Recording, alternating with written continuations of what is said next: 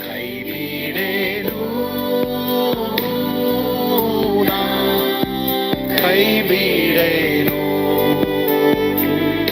ಆ ಮಾತು ಹೇಳಿದ ತಾ ಹೇಳಿದ ನಲ್ಲವೇ. ನಾ ಕೈ ಬಿಡೇನು, ನಾ ಕೈ ಬಿಡೇನು. ಆ ಮಾತು ಹೇಳಿದ ತಾ ಹೇಳಿದ ನಲ್ಲವೇ. ಯೇಸು ಕೈ ಬಿಡನು ದೈನಂದಿನ ಸತ್ಯವೇದ ಅಧ್ಯಯನಕ್ಕೆ ನಿಮ್ಮೆಲ್ಲರನ್ನು ಆಹ್ವಾನ ಮಾಡ್ತೇನೆ. ಪ್ರಿಯರೇ, ಇಂದು ವಿಮೋಚನ ಕಾಂಡ 8ನೇ ಅಧ್ಯಾಯ 28ರಿಂದ 32ನೇ ವಚನವನ್ನು ನಾವು ಓದೋಣ. It's very interesting. ನಾವು ದೇವರ ವಾಕ್ಯವನ್ನ ವಿಮೋಚನ ಕಾಂಡದಲ್ಲಿ ನೋಡ್ತಾ ಇರೋದು ಬಹಳ ಆಸಕ್ತಿ ಉಳ್ಳದ್ದಾಗಿದೆ. ಫರೋಹನು ನನಗೋಸ್ಕರ ಪ್ರಾರ್ಥನೆ ಮಾಡಿ ಅಂತ ಹೇಳುವಂಥದ್ದು. ಓದಿಕೊಳ್ಳುವ ಸತ್ಯವೇದವನ್ನ ಎಲ್ಲರೂ ನನ್ನೊಂದಿಗೆ ಗಟ್ಟಿಯಾಗಿ ಓದ್ರಿ. ಅದಕ್ಕೆ ಫರೋಹನು, ಒಳ್ಳೆಯದು, ಅರಣ್ಯದಲ್ಲಿ ನಿಮ್ಮ ದೇವರಾದ ಯೆಹೋವನಿಗೆ ಯಜ್ಞ ಮಾಡುವಂತೆ ನಿಮಗೆ ಅಪ್ಪಣೆ ಕೊಡುತ್ತೇನೆ, ಆದರೆ ದೂರ ಹೋಗಕೂಡದು, ನನಗೋಸ್ಕರ ಪ್ರಾರ್ಥನೆ ಮಾಡ್ರಿ ಅಂದನು. ಅದಕ್ಕೆ ಮೋಶೆ, ನಾನು ನಿನ್ನ ಬಳಿಯಿಂದ ಹೊರಟಾಗ ಫರೋಹನಾದ ನಿನಗೂ ನಿನ್ನ ಪ್ರಜಾ ಪರಿವಾರದವರಿಗೂ ಹುಳಗಳ ಬಾಧೆಯು ನಾಳೆಯಿಂದ ಇರಬಾರದೆಂಬುದಾಗಿ ಯೆಹೋವನಿಗೆ ಪ್ರಾರ್ಥನೆ ಮಾಡುವೆನು. ಆದರೆ ಯೆಹೋವನಿಗೆ ಯಜ್ಞ ಮಾಡಲಿಕ್ಕೆ ನೀನು ಜನರಿಗೆ ಅಪ್ಪಣೆ ಕೊಡದೆ ಇನ್ನು ಮುಂದೆ ವಂಚನೆ ಮಾಡಬಾರದು ಅಂದನು.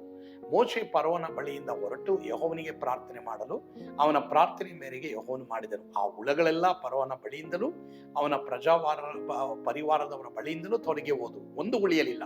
ಆದರೂ ಫರೋಹನು ಆಗಲೂ ತನ್ನ ಹೃದಯವನ್ನು ಮೊಂಡು ಮಾಡಿಕೊಂಡು ಜನರಿಗೆ ಅಪ್ಪಣೆ ಕೊಡದೆ ಹೋದನು. ಸೊ ಇಲ್ಲಿ ತಿರುಗಿ ಫರೋಹ ತನ್ನ ಹೃದಯವನ್ನು ಕಠಿಣ ಮಾಡಿಕೊಳ್ತಾನೆ. ಇಲ್ಲಿ ಹುಳಗಳ ಕಾಟದಿಂದ ಬಾಧೆ ಪಡ್ತಾ ಇರ್ತಾನೆ. ಈಗ ಮೋಶೆ ಹತ್ರ ಅವನು ಹೇಳ್ತಾನೆ, ನನಗೋಸ್ಕರ ಪ್ರಾರ್ಥನೆ ಮಾಡ್ರಿ ಎಂಬುದಾಗಿ. ಮೋಶೆ ಪ್ರಾರ್ಥನೆ ಮಾಡಿದಾಗ ದೇವರು ಅಲ್ಲಿ ಹುಳಗಳ ಕಾಟದಿಂದ ಬಿಡುಗಡೆ ಮಾಡ್ತಾರೆ. ಸೊ ಈ ಫರೋಹನು ಆ ಹುಳಗಳು ಹೋಗೋವರೆಗೂ ಅಲ್ಲಿ ದೇವರ ಒಂದು ಚಿತ್ತಕ್ಕೆ ನಡೀತಾರೆ. ಹುಳಗಳು ಹೋದ ಮೇಲೆ ಅವನು ದೇವರ ಚಿತ್ತದಿಂದ ದೂರ ಹೋಗ್ತಾನೆ. ಇಲ್ಲಿ ನಾವು ಕಲಿಯೋ ಪಾಠ ಏನಂದ್ರೆ, ಅನೇಕರು ಕಷ್ಟ ಬಂದಾಗ ಪ್ರಾರ್ಥನೆ ಮಾಡಿಸ್ಕೊಳ್ತಾರೆ, ಕಷ್ಟ ಹೋದ ಮೇಲೆ ದೇವರನ್ನ ಬಿಟ್ಟು ಬಿಡ್ತಾರೆ. ಇದು ಒಂದು ಅಂತ ಕ್ಯಾಟಗರಿಯಲ್ಲಿ ನೀನು ಇದೀವಾ? ಏನಾದ್ರೂ ಒಂದು ಕಷ್ಟದಲ್ಲಿ, ಭಯಂಕರವಾದ ಕಷ್ಟದಲ್ಲಿ ಇದೆಯಾ? ಸರಿ, ದೇವ್ರ ಸೇವಕರ ಪ್ರಾರ್ಥನೆ ಕೇಳ್ತಾರೆ, ನಿನ್ನ ಪ್ರಾರ್ಥನೆಯನ್ನು ಕೇಳ್ತಾರೆ. ಮಾತ್ರವಲ್ಲದೆ ನಿನ್ನನ್ನು ಕಷ್ಟದಿಂದ ಬಿಡುಗಡೆ ಮಾಡ್ತಾರೆ. ಯಾಕಂದ್ರೆ ಯೇಸುಸ್ವಾಮಿ ವಾಗ್ದಾನ ಮಾಡಿದಾರಲ್ಲ, ಮತ್ತಾಯ 11:28 ಎಲ್ಲೇ ಕಷ್ಟಪಡುವವರೇ, ಹೊರೆ ಹೊತ್ತವರೇ, ನೀವೆಲ್ಲರೂ ನನ್ನ ಬಳಿಗೆ ಬಂದ್ರೆ ನಾನು ವಿಶ್ರಾಂತಿ ಕೊಡ್ತೀನಿ ಅಂತ ಕೊಡ್ತಾರೆ. ಅವರು ವಾಗ್ದಾನ ಮಾಡಿದ ಆತನು ನಂಬಿಗಸ್ತನು, ನಮಗೆ ಖಂಡಿತವಾಗಿ ವಾಗ್ದಾನವನ್ನು ನೆರವೇರಿಸ್ತಾರೆ. But what is the problem ಇಲ್ಲಿ ಎಂಬುದಾಗಿ ನಾವು ನೋಡ್ಬೇಕಾದ್ರೆ, ಆ ಕಷ್ಟ ಹೋಗೋವರೆಗೂ ದೇವರನ್ನ ನಾವು ಹಿಂಬಾಲಿಸ್ತೀವಿ, ಕಷ್ಟ ಹೋದ ಮೇಲೆ ದೇವರನ್ನ ಬಿಟ್ಟು ಬಿಡ್ತೀವಿ. ಇದು ಸರಿಯಲ್ಲ. ಹೀಗಾಗಿ ಇವತ್ತು ದೇವರು ನನ್ನೊಂದಿಗೆ ನಿನ್ನೊಂದಿಗೆ ಮಾತನಾಡ್ತಾ ಇದ್ದಾರೆ. ಪ್ರಿಯ ಮಗನೇ, ಪ್ರಿಯ ದೇವರ ಮಗಳೇ, ಇವತ್ತು ಕರ್ತನ ಕಡೆಗೆ ನಾನು ನೀನು ತಿರುಗಿಕೊಳ್ಳುವರಾಗಿರ್ಬೇಕು. ನಮ್ಮ ಜೀವಿತವನ್ನ ನಾವು ದೇವರಿಗೆ ಒಪ್ಪಿಸಿಕೊಡೋಣ. ಮಾತ್ರವಲ್ಲದೆ ಇಲ್ಲಿ ಫರೋಹನ ಹಾಗೆ ಹೃದಯವನ್ನ ಕಠಿಣ ಮಾಡಿಕೊಳ್ಳೋದು ಬೇಡ. ಸೇವಕರು ನಮಗೆ ಮಾಡಿದಂತ ಪ್ರಾರ್ಥನೆ ಮೂಲಕವಾಗಿ ನಮ್ಗೆ ಅದ್ಭುತ ಆದಾಗ ಖಂಡಿತವಾಗಿ ಅದ್ಭುತ ಸ್ವರೂಪನನ್ನ ನಾವು ಹಿಂಬಾಲಿಸೋಣ. ಏನೇ ಕಷ್ಟ ಇರಲಿ, ಆ ಕಷ್ಟದಿಂದ ದೇವರು ನನ್ನನ್ನ ಬಿಡುಗಡೆ ಮಾಡಿದಾಗ ದೇವರನ್ನ ನಾವು ಹಿಂಬಾಲಿಸೋರಾಗಿರೋಣ. ನನಗೆ ಗೊತ್ತಿಲ್ಲ ಇವತ್ತು ಯಾವ ಕಷ್ಟದಲ್ಲಿ ಇದ್ದೀರಾ ಅಂತ. ಅನಾರೋಗ್ಯದ ಕಷ್ಟದಲ್ಲಿ ಇದ್ದೀರಾ, ಫೈನಾನ್ಸ್ ಕಷ್ಟದಲ್ಲಿ ಇದ್ದೀರಾ, ಅಥವಾ ಯಾವುದಾದ್ರೂ ಒಂದು ಕಷ್ಟದಲ್ಲಿ ಸಿಲುಕಿಕೊಂಡಿದ್ದೀರಾ? ನಿಮಗೋಸ್ಕರವಾಗಿ ನಾನು ಸಹ ಪ್ರಾರ್ಥನೆ ಮಾಡ್ತೀನಿ. ಆದರೆ ನೀವು ತೀರ್ಮಾನ ಮಾಡಬೇಕು. ನೀವು ದೇವರನ್ನ ಹಿಂಬಾಲಿಸ್ತೀನಿ ಅಂತ ತೀರ್ಮಾನ ಮಾಡಿ ಪ್ರಾರ್ಥನೆ ಮಾಡ್ರಿ. ಖಂಡಿತವಾಗಿ ದೇವರು ನಿಮ್ಮನ್ನ ಬಿಡುಗಡೆ ಮಾಡ್ತಾರೆ. ಪ್ರಾರ್ಥನೆ ಮಾಡೋಣವಾ? ಪರಮ ಪ್ರೀತಿಯುಳ್ಳ ತಂದೆಯಾದ ದೇವರೇ, ನೀವು ಕೀರ್ತನೆ 50:15 ವಾಗ್ದಾನ ಮಾಡಿದ್ದೀರಾ, ಕಷ್ಟ ಕಾಲದಲ್ಲಿ ನನಗೆ ಮೊರೆ ಇಡೀರಿ, ನಾನು ನಿಮ್ಮನ್ನ ಬಿಡಿಸುವೆನು. ಯೆರೆಮೀಯ 33:3 ನೀನು ಹೇಳಿದೀಯ, ಸ್ವಾಮಿ ನನ್ನನ್ನು ಕೇಳಿಕೋ ಎಂಬುದಾಗಿ ಹೇಳಿದೀಯ. ಅದೇ ರೀತಿ ನಿನ್ನ ಮಕ್ಕಳು ಕೇಳಿಕೊಳ್ಳುವಾಗ ಅವರಿಗೆ ಬಿಡುಗಡೆ ಕೊಡಪ್ಪ, ಅವ್ರಿಗೆ ಅದ್ಭುತ ಮಾಡಪ್ಪ.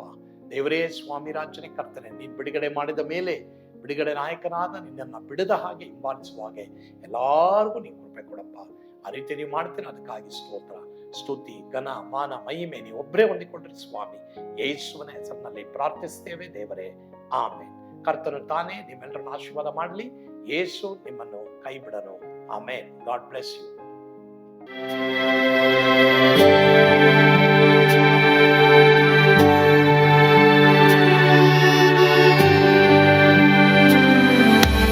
ನಾನು ಪಾತ್ರದಲ್ಲಿ ಈರುವಾಗಲೂ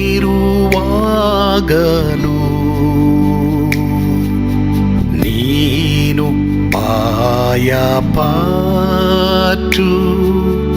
ಓಡಬಾರದು.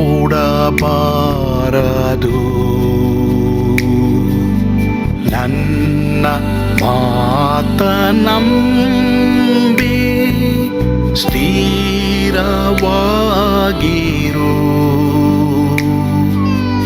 ನಿನ್ನ ಬಿಡಲಾರೆ,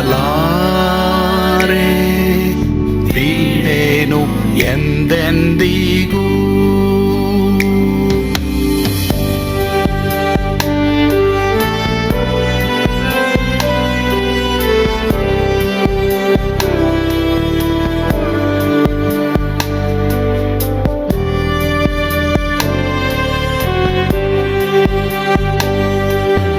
ನಾ ಕೈ ಬಿಡೆನು, ಕೈ ಬಿಡೆನು. ಆ ಮಾತು ಹೇಳಿದನಲ್ಲ, ತಾ ಹೇಳಿದನಲ್ಲವೇ. ನಾ ಕೈ ಬಿಡೆನು, ಕೈ ಬಿಡೆನು. ಆ ಮಾತು ಹೇಳಿದನಲ್ಲ, ತಾ ಹೇಳಿದನಲ್ಲವೇ.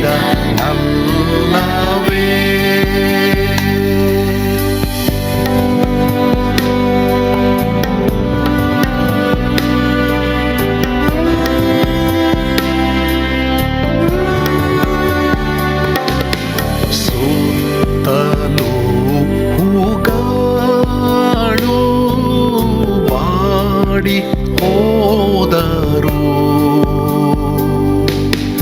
ಮೇಲೆ ಸ್ವರ್ಗದೋಳು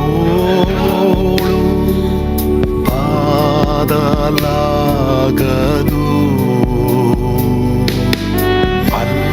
ಅಲ್ಲಿಂದೇಸು ಸ್ವಾಮಿ ಬಾರುವಾತನು. ನನ್ನ ಬಿಡಲಾರ,